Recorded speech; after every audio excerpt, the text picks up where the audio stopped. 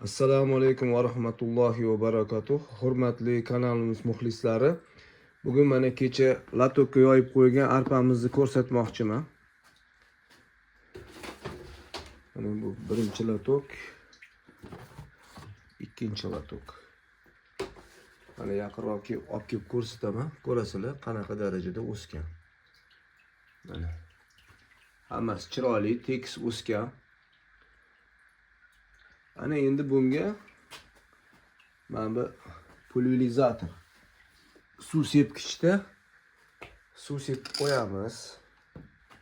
Uni qo'l ruchnoy qilib sepsa ham bo'ladi, mana bunaqa apparatda sepsa ham bo'ladi. Har bitta latokka taxminan 10-15 sekund sepiladi. Hamma burchaklari bilan akkuratni sepib chiqamiz. Maqsad shu arpani namligini saqlab turishimiz kerak.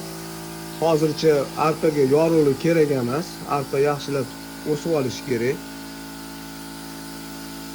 Ildizotib, bundan keyin yorug'lik kerak bo'ladi. Hozircha qorong'ulikda va namlikda saqlab turish kerak. Ana bo'ldi. Shu bilan bugungi lavhamiz tugatilinadi. Qopqog'ini yopib qo'yamiz yana akkuratni qilib. Mana yopib qo'yamiz.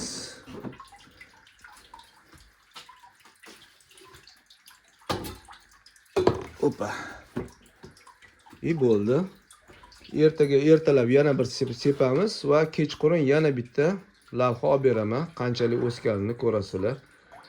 Xo'p, keyingi videoyim bir pastirib chiqaraman. Gidroponika uchun qanaqa muhit kerak, qanaqa anjomlar kerak, shularni daskanalni hijjalab tushuntirishga harakat qilaman. Assalomu alaykum va rahmatullohi va barakatuh.